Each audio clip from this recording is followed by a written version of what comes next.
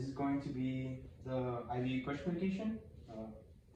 So what you want to do first, before you go into the patient's room, you want to go ahead and make sure you get your medicine ready.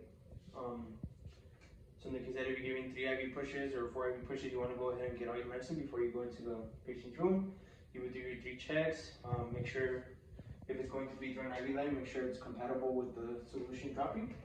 And once you're there, you want to go ahead and come into your patient's room, introduce yourself, and tell them that you're going to give them medicine. You want to go ahead and wash your hands, ID your patient twice, and at the bedside, make your last check for your medicine. You want to go ahead and put your gloves on.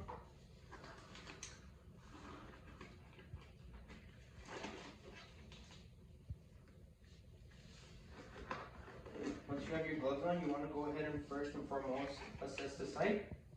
I'm going to do the first one on a SIGGing block.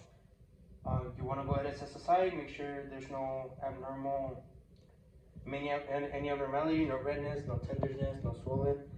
Make sure that the site is not bleeding. You want to go ahead and get your SIGGing flush. You want to go ahead and connect it. And you want to check that it's painted, so you want to aspirate a little bit. You see blood return, and then you want to flush with 2 mLs. Once you flush with 2 mLs, you want to go ahead and get your alcohol pad. You want to clean the port, let it dry. You want to go ahead and get your medication. Like I said, at bedside, you would do your last check on your medicine. You would go ahead and connect it, and then you would give, for example, if it's 1 ml over a minute, you would want to go ahead and give 1 ml, and then wait a minute, and then give the other ml. You want to go ahead and get your another alcohol pad. You want to go ahead and clean the port again, and then you want to connect a new flush, and then you just flush the line again with 2 mLs. After that, you want to go ahead and stay with your patient. You would want to stay for the peak. So let's say the peak of the medicine is 5 minutes. You want to stay for the 5 minutes there. Make sure that there's no reaction towards the patient. After that, you would want to go ahead and, before you administer it, take your baseline vital signs. Once you've given it, you want to take the vital signs again, and after the 5 minutes, if everything's okay, you can go ahead and walk away, but make sure you reassess in 15 to 30 minutes. Make sure that the patient is doing fine. For your CVC line, what you want to do again is have your medicine ready, come to the bedside, and you want to assess the site. You want to assess the site for redness, any swelling, any bleeding coming from the site. You want to make sure, if it's a CVC line, you want to go ahead and assess the patient's arm as well. You want to check that the caps are in there properly. You want to check that they're clipped. And after that, you would want to go ahead and get your flush. And you would want to clean your port. You clean your port for 15 seconds. You let it dry. And you go ahead and connect your flush. And you want to go ahead and aspirate. Once you aspirate, you want to see the blood return. If you see the blood return, then that means that's good. And you want to flush with the push-pause method with 10 mLs. After you've done that, you want to go ahead and get your flush again. You want to clean your port, wait for it to dry, and then you want to give your medicine. So your medicine again, if it's 1 ml, 1 ml over 1 minute, so you would give the 1 ml, wait a minute, and go ahead and give the other ml.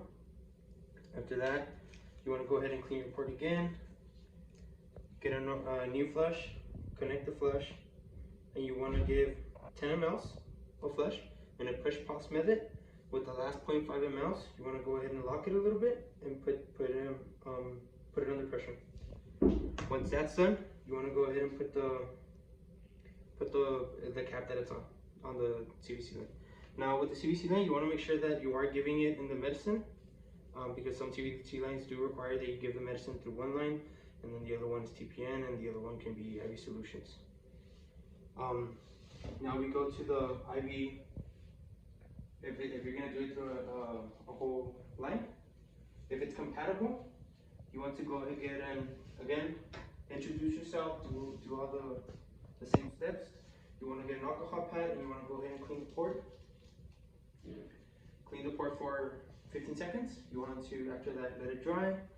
You get a new flush. You connect your flush, and you want to go ahead and flush with 4 mL. Once you flush with 4 mL, you want to go ahead and get your alcohol pad again, clean it. Let's say we're doing fentanyl this time, so you go ahead and connect it. And you again, depending on the medicine, if fentanyl is over, if you're giving 3 mL each minute, it's over 3 minutes, so you give 1 mL and then wait a minute, 1 mL, wait a minute, 1 mL, wait a minute. After that, you disconnect. You want to go ahead and clean your port again for 15 seconds, let it dry. You want to get your flush again. You want to go ahead and connect it and flush again with 4 mL. Now that's if the medicine is compatible with the IV solution that's dropping, in this case normal saline. So if it's not compatible, what you want to do is you want to, obviously when you're pulling up the medicine, you want to read up that it is compatible. If it's not compatible, in this case it's not compatible, you want to go ahead and come to your patient's bedside. You want to clamp it and you want to stop it from running. Once you've done that, you want to go ahead and get an alcohol pad, clean the port, wait for 15 seconds and then wait for it to dry. You get a flush, you connect the flush.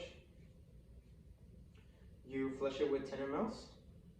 Once you flush it with 10 mL, you clean your port again for 15 seconds, you let it dry, and then you give your medicine again. For this example, we're doing fentanyl, and you give it over the time that's appropriate.